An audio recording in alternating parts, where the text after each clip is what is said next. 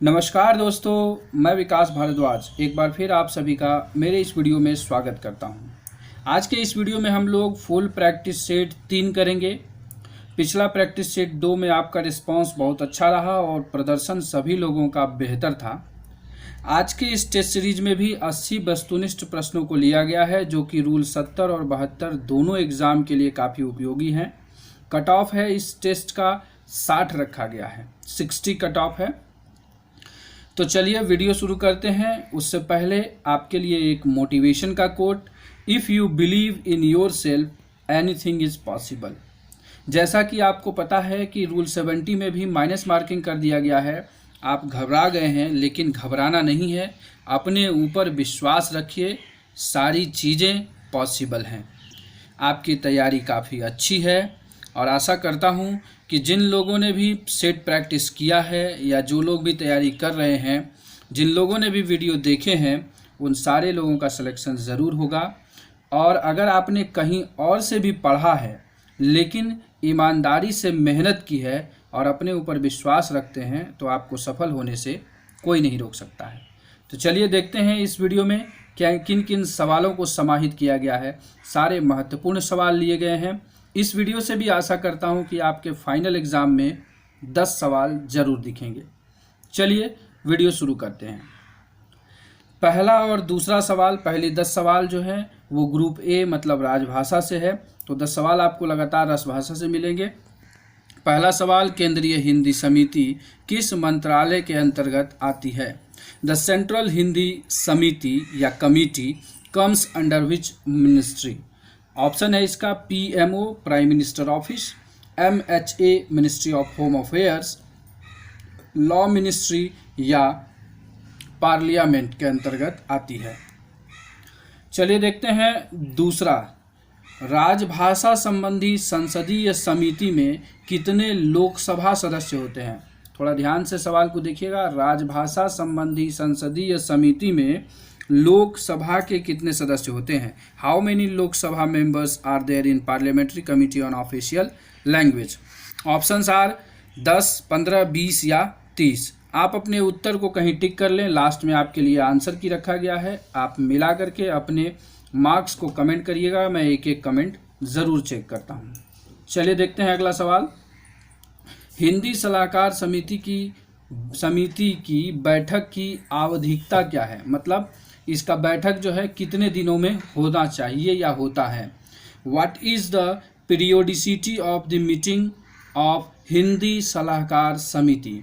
Options are once a year, option B twice a year, option C every 3 months या option D every 4 months. चौथा सवाल, केंद्रीय सरकार के कर्मचारी के लिए कितने हिंदी पाठ्यक्रम निर्धारित हैं? ऑप्शन है 1, 2, 3 या 4। चलते हैं आगे। पांचवा सवाल, निम्न में कौन केंद्रीय सरकार के कर्मचारियों के लिए निर्धारित प्राथमिक हिंदी पाठ्यक्रम है?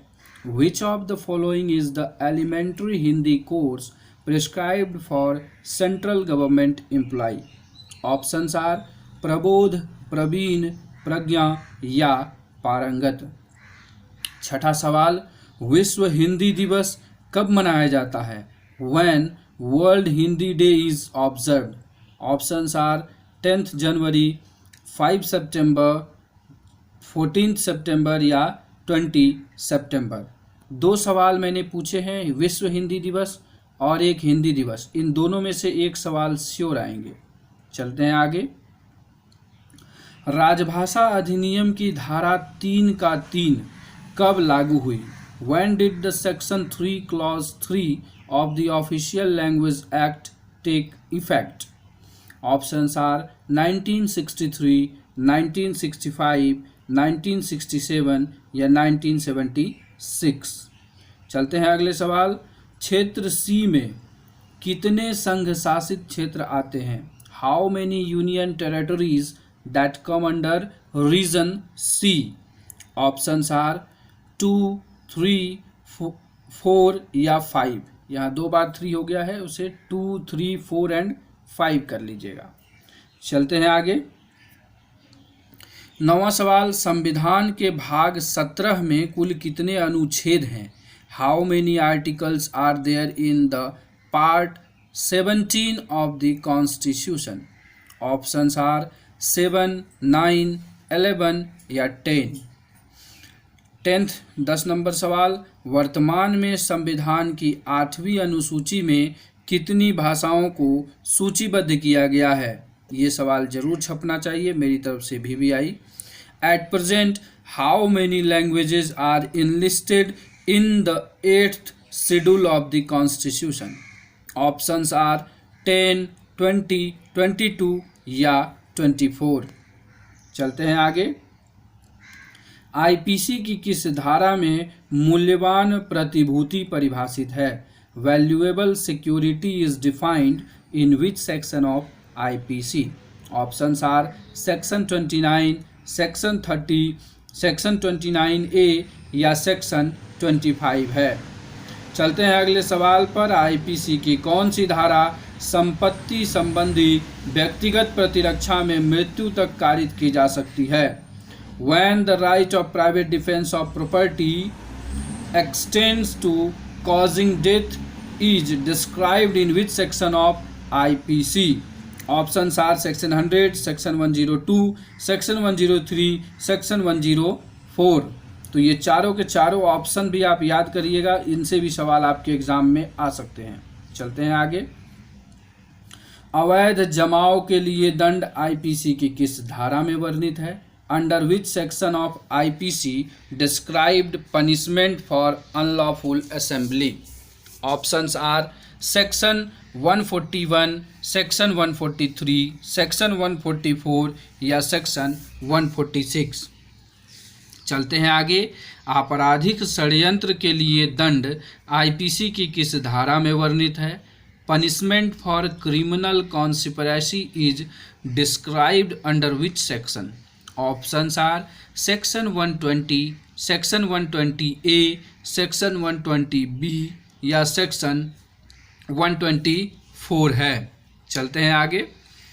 अगला सवाल, मिथ्या साक्ष्य के लिए दंड आईपीसी की किस धारा में वर्णित है? Under which section of IPC described punishment for false evidence? Section 191, section 193, section 195 या सेक्शन 196 किस में डिफाइन है, इसे आप बताएं। चलते हैं अगले सवाल पर। दहेज हत्या आईपीसी की किस धारा में दंडनीय है? Dowry death is punishable under which section of IPC?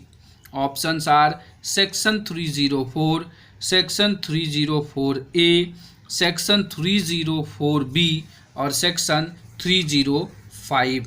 चलते हैं आगे। हत्या के लिए आईपीसी के किस धारा में दंड है? Punishment of murder is described under which section of IPC? Options are section 299, section 30, section 300, section 301 या सेक्शन 302 है।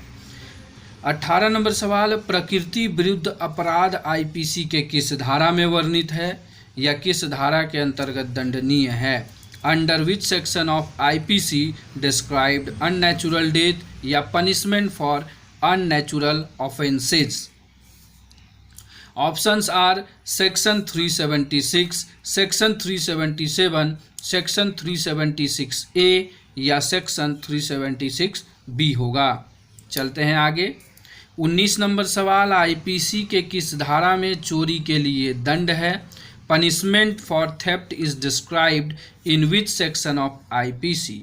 Options are section 311, section 312, section 378 या सेक्शन 379 है। चोरी से एक और सवाल बन सकता है आपके लिए कि चोरी के लिए कितने आवश्यक तत्व होने की आवश्यकता है? तो वो 5 आवश्यक तत्व हैं। वो कौन कौन सी चीज़ें हैं पांचों, वो आप कमेंट बॉक्स में मुझे बताइएगा। चलिए 20 नंबर सवाल, डकैती करने के उद्देश्य से इकट्ठा करना आईपीसी के किस धारा में दंडनीय है? Assembling for purpose of committing डकैती is described in which section of IPC? Options are section 398, section 399, section 402 या सेक्शन 403 है। चलेंगे आगे। मजिस्ट्रेट द्वारा अपराधों का संज्ञान के बारे में सीआरपीसी के किस धारा में वर्णित है? Cognizance of offences by magistrate is described under which section of CRPC? Section 190, section 191, section 192 या सेक्शन 193 है। 22 नंबर सवाल, सीआरपीसी की कौन सी धारा अजमानतीय अपराध की दशा में जमानत ली जा सकेगी के बारे में बताया गया है? When bail may be taken in case of non-bailable offence is mentioned in which section of CRPC? Options are 436, 437, 438 या 439 है। इस पर एक वीडियो मैंने सीआरपीसी का डाला है। तीनों धाराएं इंपॉर्टेंट हैं, उनमें से एक आपके एग्जाम में ज़रूर दिखेगा। चलते हैं आगे। गिरफ्तार किए गए व्यक्ति को 24 घंटे से अधिक हिरासत में नहीं लिया जाएगा, सीआरपीसी की कौन सी धारा में वर्णित है? Person arrested not to be detained more than 24 hours is described under which section of CrPC? Options are section 55, section 57, section 59 या सेक्शन 60 है। चलते हैं 24 नंबर सवाल। गिरफ्तारी की प्रक्रिया और गिरफ्तारी करने वाले अधिकारी के कर्तव्य सीआरपीसी के किस धारा में वर्णित है? Procedure of arrest and duties of officer making arrest is described under which section of CrPC? Options are section 41B, 41C, 41D या सेक्शन 41 है। चलते हैं आगे। चिकित्सा अधिकारी द्वारा गिरफ्तार व्यक्ति की जांच सीआरपीसी की किस धारा में वर्णित है? ध्यान दीजिएगा। Examination of arrested person by medical officer is described under which section of CrPC? Section 53, section 53A, section 54 या सेक्शन 54A में है। अगले सवाल को देखें। रेल द्वारा सफ़र करने वाले यात्रियों की सुरक्षा को उतावलेपन से संकट उत्पन्न करना किस धारा के तहत दंडनीय है? यहाँ पर आप इसको इंग्लिश में क्वेश्चन देखिएगा, हिंदी में इसका ट्रांसलेशन नहीं हो पाया है। Proof of service in such cases and when serving officer not present is described under which section of CRPC? क्या ये सेक्शन 64 में है, सेक्शन 65 में है, सेक्शन 67 में है या सेक्शन 68 में है? ये क्या है? ये समन से संबंधित सवाल है कि सीआरपीसी में जब प्रूफ ऑफ सर्विस देना होता है कि आपने जो है क्या किया है, समन को सर्व कर दिया है, तो उसके प्रूफ के बारे में किस धारा में बताया गया है? तो क्या ये सेक्शन 64 में है, सेक्शन 65 में है, सेक्शन 67 में है या सेक्शन 68 में है? चलते हैं आगे। वारंट कहाँ निष्पादित किया जा सकता है? सीआरपीसी के किस धारा में वर्णित है? Where warrant may be executed is described under which section of CRPC? Options are section 76, section 77, section 78 या section 79 है। चलते हैं आगे। पुलिस वारंट के बिना कब गिरफ्तार कर सकेगी? सीआरपीसी के किस धारा में वर्णित है? When police may arrest without warrant is described under which section of CRPC? Options are section 41, section 41A, section 41B या सेक्शन 42 है। चलते हैं आगे। जब 24 घंटे के अंदर अन्वेषण पूरा न किया जा सके तब प्रक्रिया के बारे में सीआरपीसी की कौन सी धारा में वर्णित है? Procedure when investigation can not be completed in 24 hours is described under which section of CrPC? इसका ऑप्शन है सेक्शन 163, सेक्शन 165, सेक्शन 167 या सेक्शन 172 है। इसे रिमांड भी कहा जाता है, तो उस तरह से भी सवाल यहाँ पूछा जा सकता है। चलते हैं 30 नंबर सवाल पर।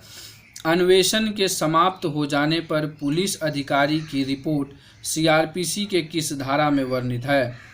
Report of police officer on completion of investigation is described under which section of CrPC? Options are section 171, section 173, section 174 या सेक्शन 175 है। चलेंगे आगे। वरिष्ठ अधिकारी आरपीयूपी एक्ट की किस धारा में वर्णित है? Superior officer is defined under which section of RPUP act?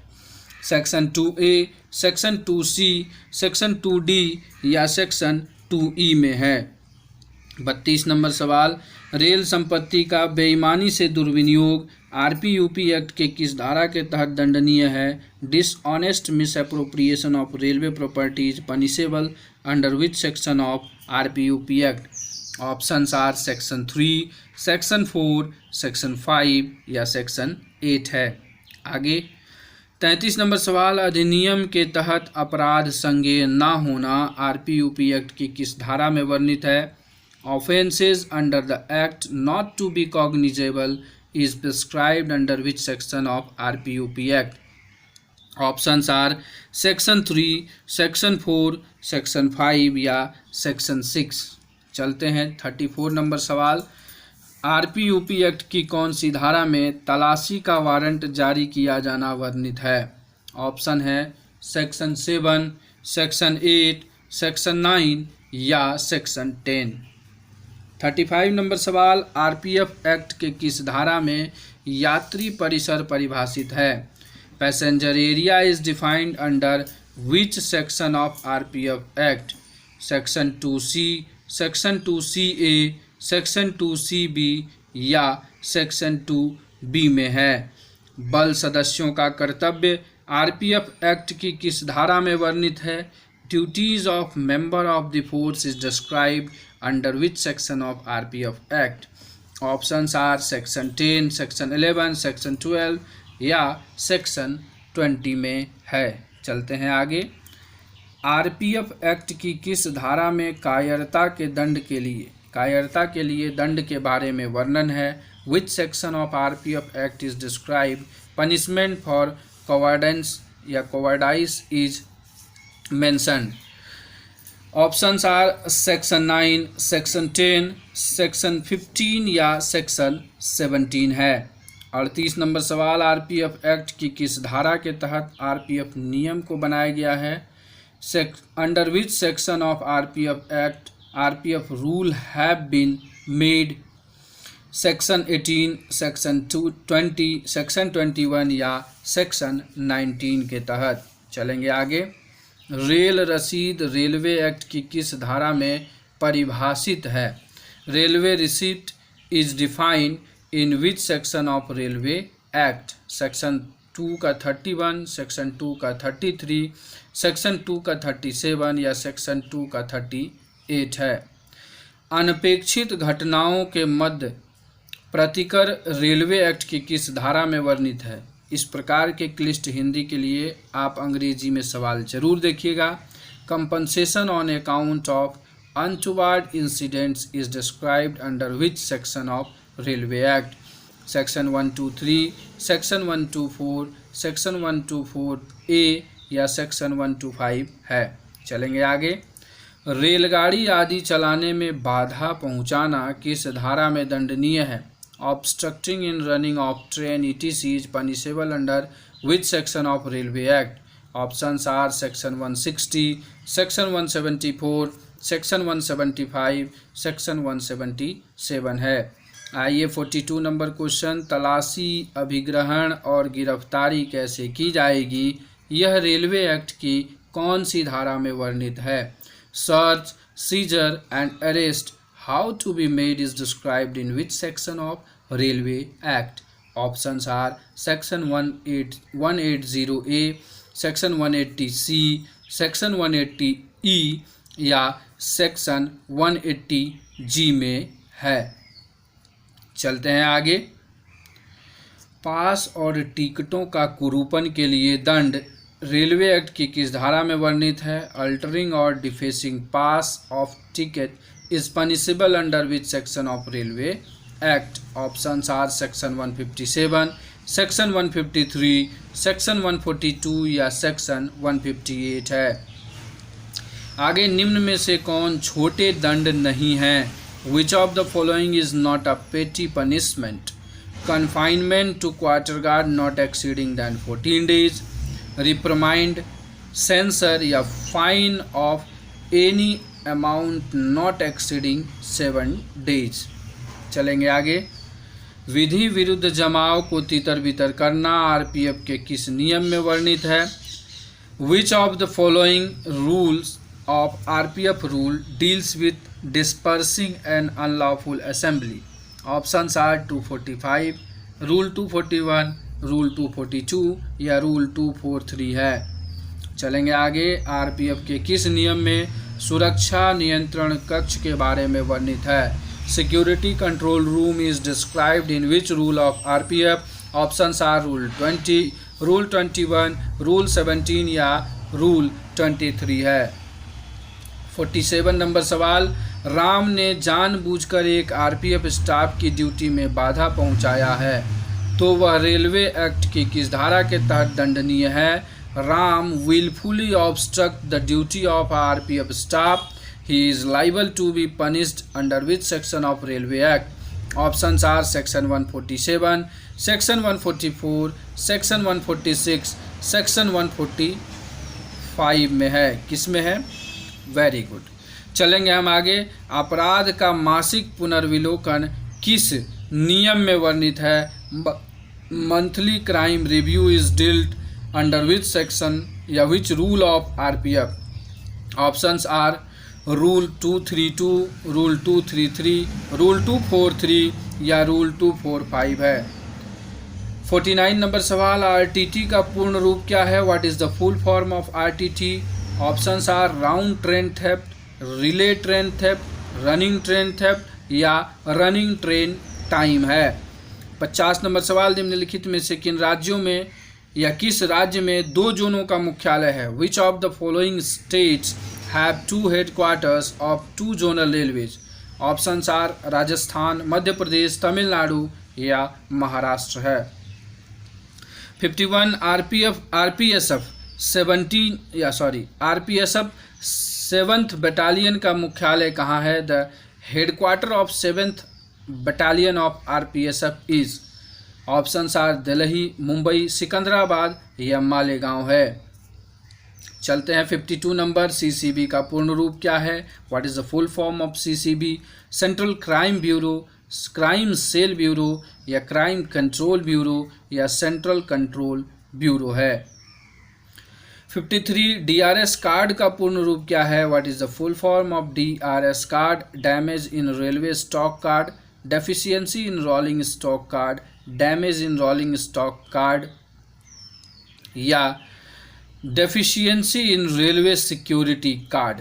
चलते हैं 54 नंबर सवाल। कमी के संबंध में कार्यवाही करने की प्रक्रिया किस नियम में वर्णित है? Procedure of dealing with shortage is described under which rule? Options are rule 222, rule 224, rule 226 या रूल 228 में है।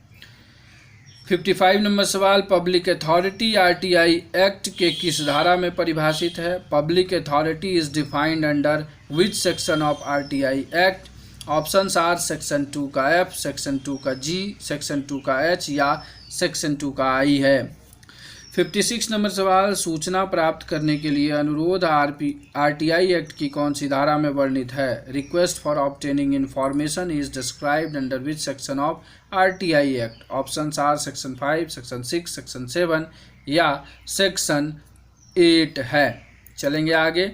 मानवाधिकार आयोग के चेयरपर्सन को नियुक्त करने वाली कमेटी में कितने सदस्य होते हैं? How many members are there in the committee of appointment of chairman of NHRC? Options are 3, 4, 5 या 6 है। चलते हैं 58 नंबर क्वेश्चन। सशस्त्र बलों के संबंध में प्रक्रिया के बारे में एनएचआरसी एक्ट की कौन सी धारा में वर्णित है? Procedure with respect to armed force is described under which section of NHRC? Options are section 18, section 19, section 13 या सेक्शन 17 है। अगर आपने एनएचआरसी का ऑडियो लेक्चर नहीं सुना है तो खबरी के आरपीएफ एलडीसी चैनल पर जाके ज़रूर सुनिएगा, सारे महत्वपूर्ण धाराओं को उसमें कवर किया गया है। चलते हैं आगे। लोक सेवक वैध पारिश्रमिक से भिन्न पारितोषण लेना पीसी एक्ट की किस धारा में दंडनीय है? Public servant taking gratification other than legal remuneration is in respect of an official act is punishable under which section of PC act? Most important छपेगा सवाल, सेक्शन 6, सेक्शन 7, सेक्शन 8 या सेक्शन 9 में है। लोक सेवक द्वारा आपराधिक अवचार के लिए दंड पीसी एक्ट की किस धारा में है? पीसी का फुल फॉर्म है prevention of corruption act. Criminal misconduct by a public servant is punishable under which section of PC act? Section 10, section 9, section 12 या सेक्शन 13 है। 61 नंबर सवाल। सार्वजनिक स्थान पर जब्ती और गिरफ्तारी की शक्ति एनडीपीएस एक्ट की किस धारा में वर्णित है? Power of seizure and arrest is in public place is described in which section of NDPS act? Options are section 41, section 42, section 43 या सेक्शन 44 है। चलते हैं अगले सवाल पर। अपराधों का संज्ञेय और गैर जमानती होना एनडीपीएस एक्ट की कौन सी धारा बताती है? Offence to be cognizable and non bailable is mentioned in which section of NDPS act? Options are section 36, section 37, section 38 या सेक्शन 39 है। चलते हैं आगे। मृत्युकालिक कथन इंडियन एविडेंस एक्ट की किस धारा में वर्णित है? Dying declaration is described under which section of Indian evidence act? Options are section 32 clause 1, 32 clause 2, 32 clause 3 या 32 क्लॉज 4 में है। 64 नंबर सवाल। पुलिस ऑफिसर से की गई संस्वीकृति का साबित न किया जाना इंडियन एविडेंस एक्ट की किस धारा में वर्णित है? Confession to police officer not to be proved is described under which section of Indian evidence act? Options are section 24, section 25, section 26 या सेक्शन 27 में है। चलेंगे आगे। हस्तलेख के बारे में राय कब सुसंगत होगी इंडियन एविडेंस एक्ट की किस धारा में वर्णित है? Opinion as to handwriting when relevant is described under which section of Indian evidence act? Section 45, section 46, section 47 या सेक्शन 48 है। आइए देखते हैं इंडियन एविडेंस एक्ट की कौन सी धारा में सबूत का भार किस पर होता है के बारे में बताया गया है। On whom burden of proof lies is described under which section of Indian Evidence Act? Options are section 101, section 102, section 103 या section 104 है। चलेंगे आगे। सूचक प्रश्न के बारे में आईईए की कौन सी धारा बताती है? Leading question is described under which section of IEA? Section 141, 142, 143 या सेक्शन 144 है। चलते हैं आगे। 68 नंबर सवाल। जहां सदस्यों ने गोली चलाई हो वहां संरक्षण के बारे में किस नियम में वर्णन है? Protection where a member of the force has open fire is described under which rule? Options are rule 244, 245, 255 या 256 है। चलेंगे आगे। प्रेस के साथ संबंध किस नियम में वर्णित है? Relation with press is described in which rule? Options are rule 278, rule 279, rule 280 या रूल 281 है। चलेंगे 70 नंबर सवाल। रेलगाड़ी को विध्वंसतः ध्वस्त करना या ध्वस्त करने का प्रयत्न करना रेलवे एक्ट की किस धारा में दंडनीय है? मैलिशियसली रेकिंग और attempting to wreck a train is punishable under which section of railway act? Options are section 150, 151, 152 या सेक्शन 174 में है। 71 नंबर सवाल। किशोर जुवेनाइल जिसे कहते हैं जेजे एक्ट की किस धारा में परिभाषित है? Juvenile is defined in which section of JJ act 2015? Options are 2 का 33, सेक्शन 2 का 34, सेक्शन 2 का 35 या सेक्शन 2 का 36 है। 72 नंबर सवाल देखिए, संप्रेक्षण गृह जेजे एक्ट की किस धारा में वर्णित है? Observation home is defined under which section of JJ act? Section 2 का 38, सेक्शन 2 का 40, सेक्शन 2 का 42 या सेक्शन 2 का 44 है? इस दोनों में से एक सवाल संभवतः आना चाहिए। चलते हैं आगे। बालकों का किसी प्रयोजन के लिए विक्रय और उपापान जेजे एक्ट की किस धारा में दंडनीय है? Sale and procurement of children for any purpose is punishable under which section of JJ act? Options are section 78, section 79, section 80 या सेक्शन 81 है। लोक नियोजन के विषय में अवसर की समता भारतीय संविधान के किस अनुच्छेद में वर्णित है? Right to equality in employment कहिए, वो किस आर्टिकल में परिभाषित है या दिया गया है? ये आर्टिकल 14, आर्टिकल 15, आर्टिकल 16 या आर्टिकल 17 है। चलेंगे आगे। मौलिक कर्तव्य संविधान के किस भाग में है? Fundamental duties is in which part of the constitution? Part 3, part 4, part 4A या पार्ट 2 में है। 76 नंबर सवाल, जीवन और व्यक्तिगत स्वतंत्रता का अधिकार संविधान के किस अनुच्छेद में है? Protection of life and personal liberty is in which section of the constitution? Which article of the constitution? तो आर्टिकल 20, आर्टिकल 21, आर्टिकल 21A या आर्टिकल 22 में है। चलेंगे आगे। जालियांवाला बाग कांड किस वर्ष हुआ? Jallianwala Bagh case was happened. Options are 1918, 1919 and 1920 या 1922 है। 78 नंबर सवाल, करो या मरो का संबंध किस आंदोलन से है? What movement is the relationship of do or die? Options are Dandi movement, option B Champaran movement, option C quit India या भारत छोड़ो मूवमेंट, और ऑप्शन डी सविनय अवज्ञा आंदोलन सिविल डिसओबीडियंस मूवमेंट। चलते हैं, लास्ट स्लाइड है। 79 एंड 80 नंबर सवाल, राष्ट्रगान को कब अपनाया गया? When was national anthem adopted? Options are 1947, 1949, 1950 या 1930 है। एंड लास्ट सवाल इस वीडियो का, भारतीय संविधान कब बनकर तैयार हुआ? When was the Indian constitution ready? 1948, 1949, 1950 या 1952 है। तो आशा करता हूं कि आपको सवाल अच्छे लगे होंगे और आपके सारे सवाल सही भी हुए होंगे और सभी व्यक्ति कट ऑफ से ऊपर नंबर लाए होंगे। तो चलिए, ये आपके सामने अब आंसर की है, उत्तर कुंजी है, इससे आप अपने उत्तर को मिलाएं, एक एक उत्तर को मिलाएं। निगेटिव मार्किंग है, गलत के लिए 1/3 आप कट कर लीजिएगा। उसके बाद आप इस तरीके से मिलाइएगा इसमें। जैसे मान लीजिए आपका 50 सही हुआ तो आप उसे 50 नंबर मानिएगा, और अगर मान लीजिए 10 गलत हुए तो उसे 10 गुना 0.33 करके उससे माइनस कर लीजिएगा मार्क। और उसके बाद आपका जो इवैल्यूएशन होता है उस इवैल्यूएशन को ही कमेंट करिएगा। मुझे देखना है कि माइनस मार्किंग में भी आप अच्छा परफॉर्मेंस कर पा रहे हैं या नहीं। इसलिए कट ऑफ को थोड़ा कम किया है मैंने, 60 कर दिया 64 से, क्योंकि माइनस मार्किंग एलिजिबल हो गया है।